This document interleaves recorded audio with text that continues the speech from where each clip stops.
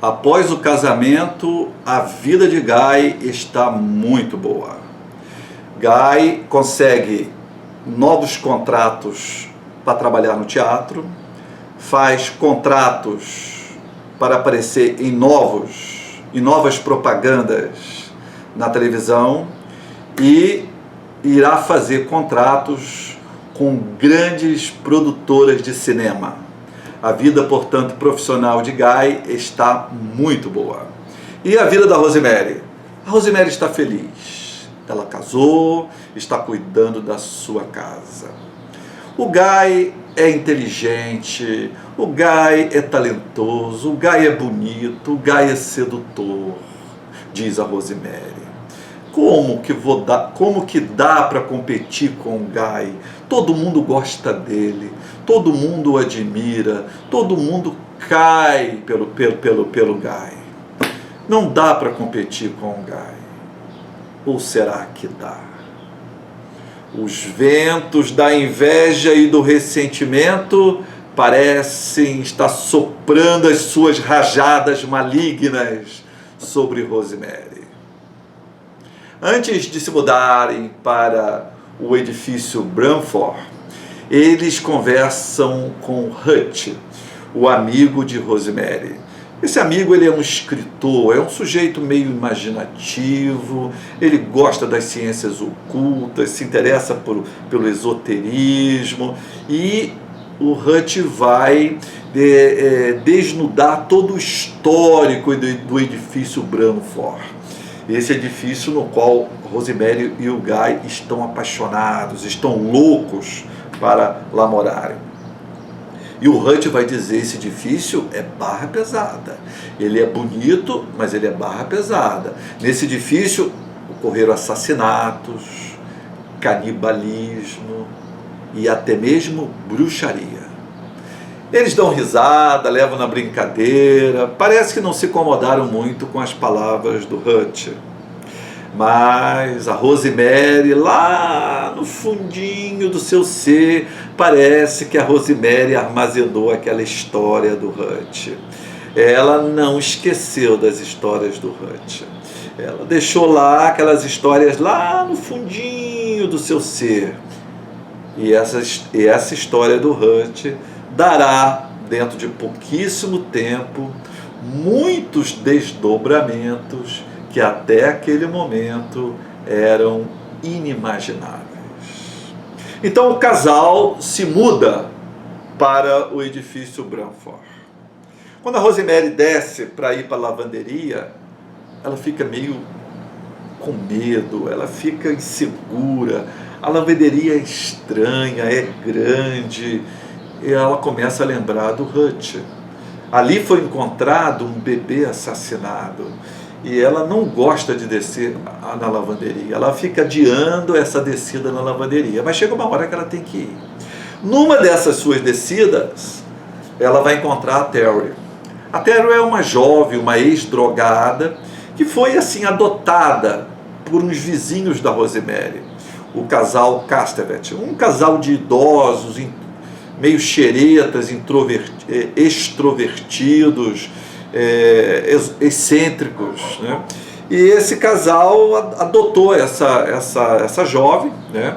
Essa jovem mostra um pingente que esse casal havia dado para ela, para proteger ela. A Rosemary cheira, tem um cheiro ruim, esse pingente, mas tudo bem. E elas tornam-se assim, faz um preâmbulo de uma amizade, né? Combinam toda vez que vão descer juntas, para não enfrentarem sozinho aquele sombrio, aquela sombria lavanderia, né? Então eles entabulam ali uma pré-amizade, né? Numa noite, quando a Rosemary e o marido estão voltando de um show, de uma peça de teatro, alguma coisa assim, eles veem uma pequena multidão, e deitada no chão, quem que está lá? A Terry. A Terry cometeu suicídio. Ela que parecia tão assim feliz, tão equilibrada já, que parecia ter dado a volta naquela fase ruim da sua vida, que é as fases das drogas, a moça se suicidou. A Rosemary se choca com aquilo, né? Mais do que aparenta, né? O Guy não percebe isso. O Guy tanto faz aquele suicídio, ele não dá muita bola para aquilo. Mas a Rosemary se abala. Naquela noite, a Rosemary tem um sonho com a sua escola. A sua escola é uma escola de freiras, uma escola católica, né? E quem que é a Madre Superiora no sonho da Rosemary? A Madre Superiora ali representando o poder, né? Representando o poder, com tudo de bom e de ruim que o poder tem, né? Quem faz a Madre Superiora no sonho da Rosemary é a senhora Casterveld. A senhora Casterveld, que a Minnie, que vai fazer o papel da Madre Superiora. Esse sonho da Rosemary é um sonho ali que mescla o poder, a culpa, a submissão, o ressentimento. É um sonho que parece alguma coisa de errado que a Rosemary fez, mas que não era errado, era certo. Há, portanto, uma ambiguidade nesse sonho. A Rosemary faz uma coisa correta, mas que é interpretado como algo ruim, e por isso ela é penalizada, né? E isso é despertado pelo suicídio da Terry. Bom, a Rosemary insiste com o marido, que quer ser mãe. E o Guy, vamos esperar. A Rosemary, quero ser mãe. O Guy, vamos esperar. Até que chega uma hora que o Guy concorda. Tá bom, vamos programar e você vai ser mãe, eu vou ser pai, tá bom. Então eles programam para um determinado dia, que é o dia que ela está fértil, está ovulando naquele dia, a terem a relação sexual naquele dia, né? E naquele dia a vizinha vai lá dar uma sobremesa para ela, uma sobremesa não muito gostosa, ela come aquela sobremesa, ela já bebeu, e ela acaba ficando meio torporosa, sonolenta, ela não está muito legal, né? Ela está meio desmaiada, né? E o Guy se sente atraído por aquela situação ali, no qual ele poderá ter relação sexual com ela, e ela estando desacordada. Quer dizer, do ponto de vista moral, do ponto de vista social, existe uma reprovação muito grande contra isso. Mas a sexualidade, nós sabemos, ela está sempre afrontando as normas, as leis, as regras. E Guy acaba tendo relações com ela assim, meio dormindo, sonolenta, torporosa, né? E arranha ela, no seu corpo fica, né, marcas dessa noite de sexo e de bebedeira, porque ambos haviam bebido também. E essa noite não vai ser muito digerida pela Rosemary, ela fica muito zangada com o Guy por isso, né? Por ele ter... No outro dia eles conversam e ela se sente, diz que aquilo foi meio estupro, né? Eles chegam a falar em necrofilia, então há uma mistura ali naquele relato, naquela discussão deles, de sexo, né? Poder, né? O poder do estupro, né? De um poder do homem sobre a mulher, de fazer aquele ato de violência sexual, e de necrofilia, né? Relatando com a morte. Então é um relato, é uma conversa entre eles, que na verdade estão conversando sobre o poder e sobre o sexo e sobre a morte, né? Sobre a morte. E durante essa relação sexual, a Rosemary tem um pesadelo que mais se aproxima de um delírio. Então é um misto de pesadelo e um misto de pesadelo com delírio, né? A Rosemary sonha, né, um pesadelo com um delírio, com figuras ícones mundiais. Então a Rosemary vai sonhar com Jack Kennedy, o próprio Kennedy, o Peter Lawford, que é um ator muito famoso na época, a filha do Churchill, que era atriz, e com o próprio Papa. Então esse sonho com figuras tão poderosas, com figuras tão proeminentes na sociedade, com figuras de tanto status, é um sonho que claramente demonstra o sentimento de inferioridade do sonhador, né? É uma coisa meio óbvia, né? Claro. Então a Rosemary tem um sonho no qual ela demonstra o seu sentimento de inferioridade. Nós não podemos esquecer que nós estamos na segunda na segunda metade da década de 1960. O ano que as feministas estão nas ruas, estão na televisão, estão nos jornais, nas revistas, enchendo o saco das mulheres donas de casa, que as mulheres têm que largar os maridos e ir para a rua, têm que trabalhar, que as mulheres não podem estar submissas em casa. Quer dizer, é um ano de grandes perturbações, é uma década de grandes mudanças, não é? Nós já falamos aqui nos vídeos anteriores. Então a Rosemary, por um lado, ela se sente confortável no seu papel de esposa e dona de casa, mas, por outro lado, ela se encontra também influenciada, ela se encontra tomada, né, por essas mudanças sociais, por essas mudanças radicais que a década de 1960 está sofrendo, né? Então a Rosemary vê o Guy, sim, como um homem bonito, talentoso, sedutor, né? Por isso que ela casou com ele, né? Mas também ela vê que o Guy é egoísta, que o Guy é um sujeito mentiroso, que ele é manipulador e que ele é, sobretudo, um cara ausente, né? Ela agora, ele larga ela sozinha o tempo todo e vai brilhar no mundo lá fora, né? E ele deixa ela de lado e ela começa a nutrir sentimentos ambíguos contra Guy, né? Ela começa então a ficar ressentida, ela começa a ter inveja do sucesso dele, né? E será essa inveja, esse ressentimento contra o Guy, com essa rejeição contra o Guy, que irá fazer com que ela diga: o Guy não é o pai do meu filho. E quem será o pai do filho da Rosemary? O pai do filho da Rosemary será alguém muito poderoso. Não é um ator em começo de carreira. Ele é maior que esse ator. Ele é maior que um ator consagrado como o Peter Lawford. Ela poderia, por exemplo, sonhar que era o Peter Lawford. O próprio Kennedy, que ela tinha um caso com o Kennedy, ela podia fantasiar isso, mas não. Ela não quer, nem o Papa ela quer também. Ela não quer o Peter Lawford, não quer o Kennedy, não quer o Papa, ela não quer ninguém desses. Ela quer alguém muito maior. Quem é maior que todos esses? O diabo.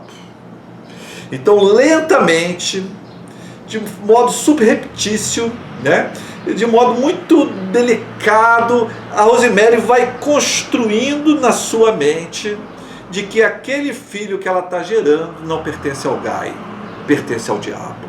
Esse ser poderoso, esse inimigo de Deus. Com isso, o seu status se modifica.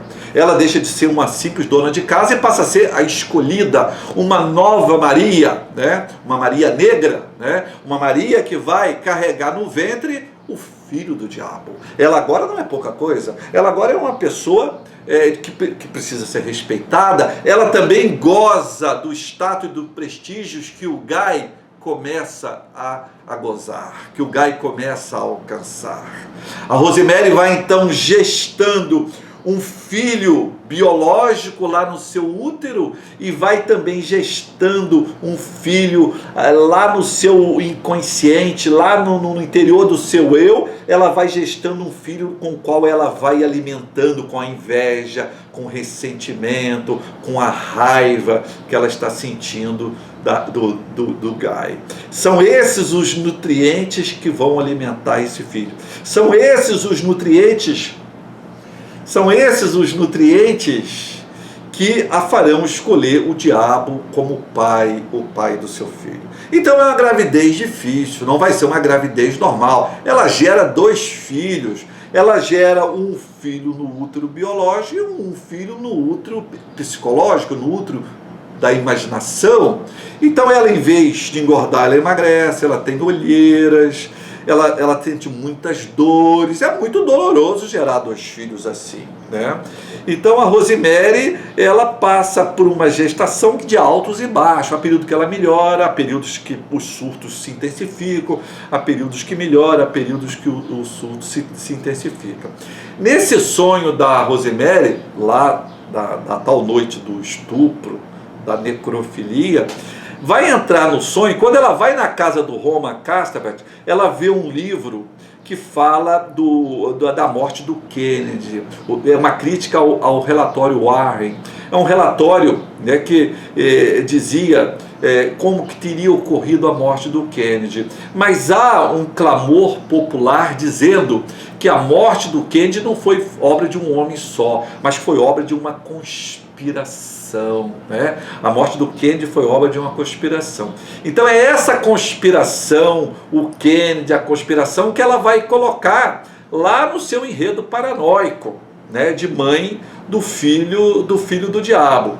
A irmã dela havia ligado naqueles dias perguntando se ela havia visto o Papa, que estava em Nova York. Ela fala que não foi ver o Papa. A irmã fica muito desapontada com ela, porque a família dela é muito católica. A Rosemary foi criada no catolicismo. Então, se ela se afastou do catolicismo, ela se afastou de Deus. E ela se afastando de Deus, ela se aproximou de quem?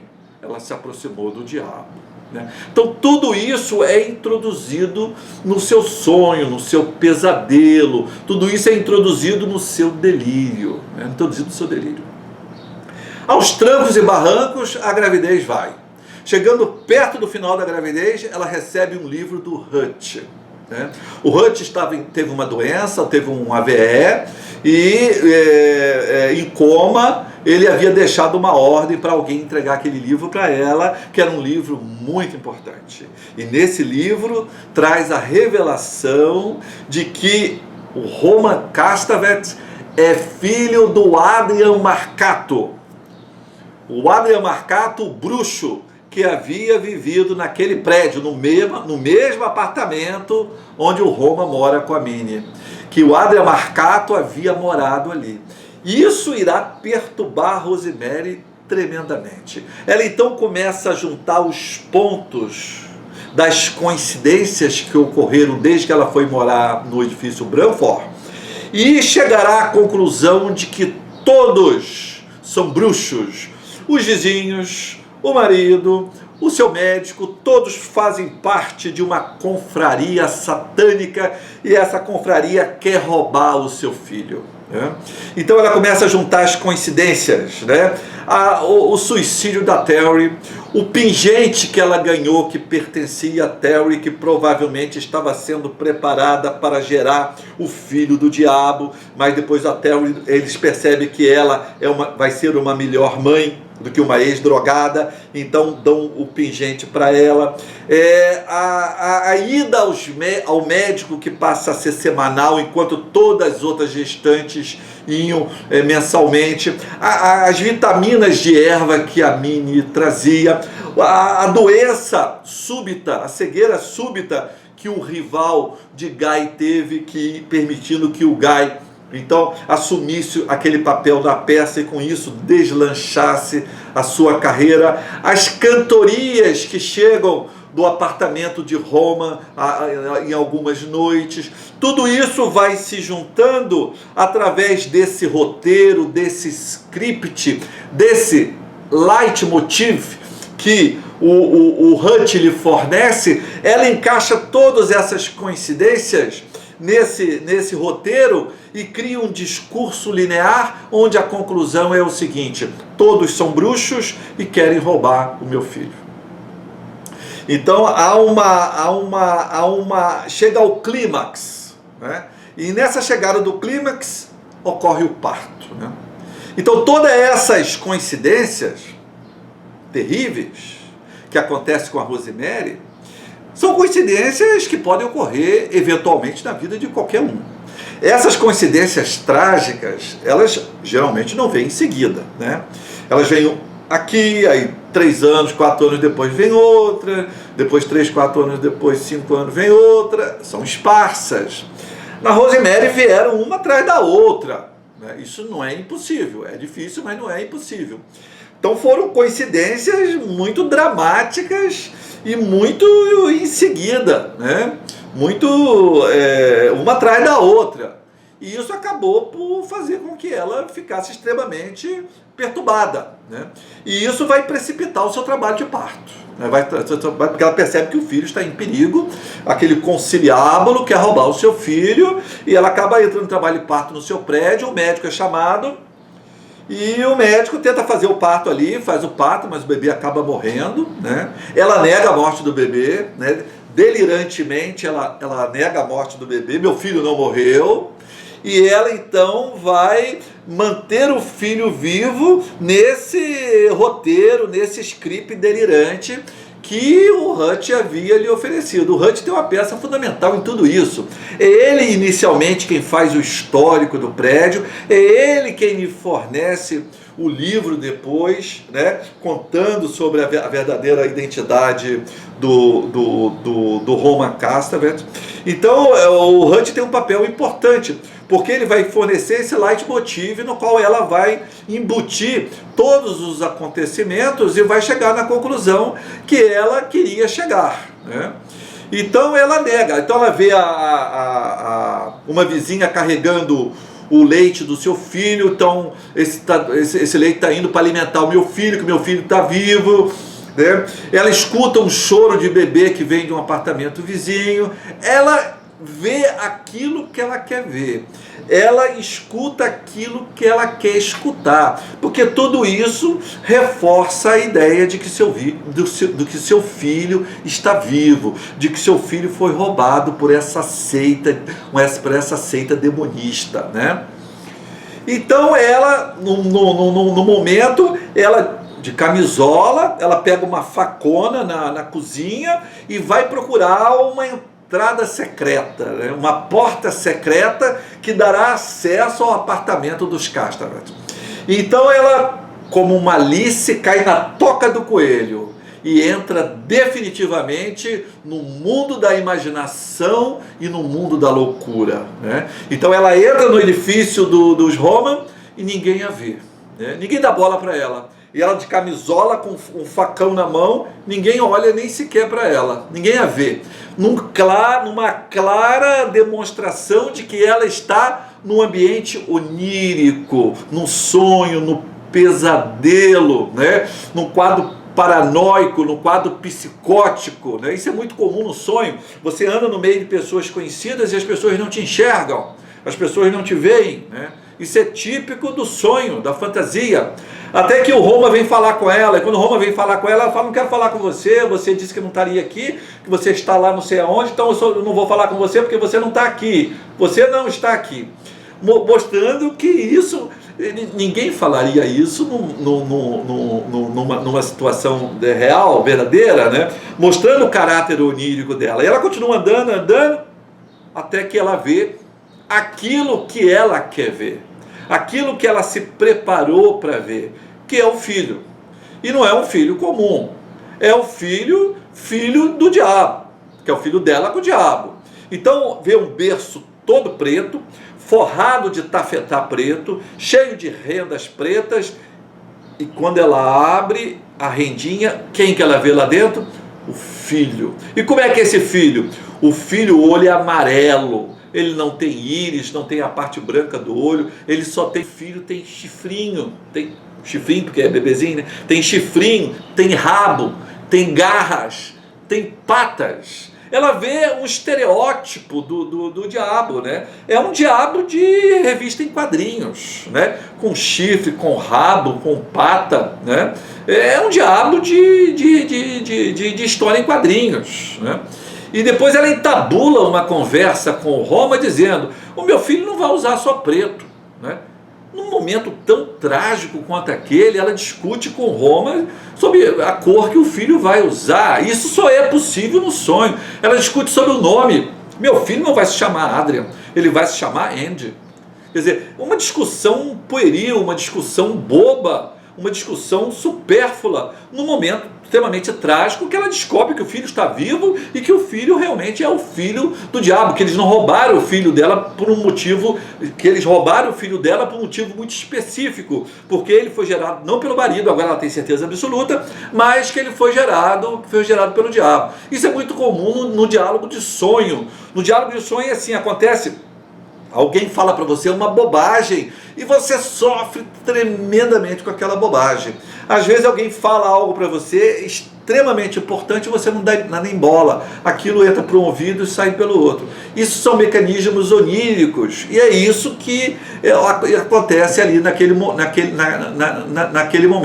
A entrada de Rosemary nesse apartamento, né, de camisola e com uma facona na mão, ela demonstra realmente a entrada da Rosemary no mundo da paranoia, no mundo da psicose, do qual provavelmente ela talvez não regresse mais, né? Até então ela ia e vinha, agora provavelmente ela não voltará mais.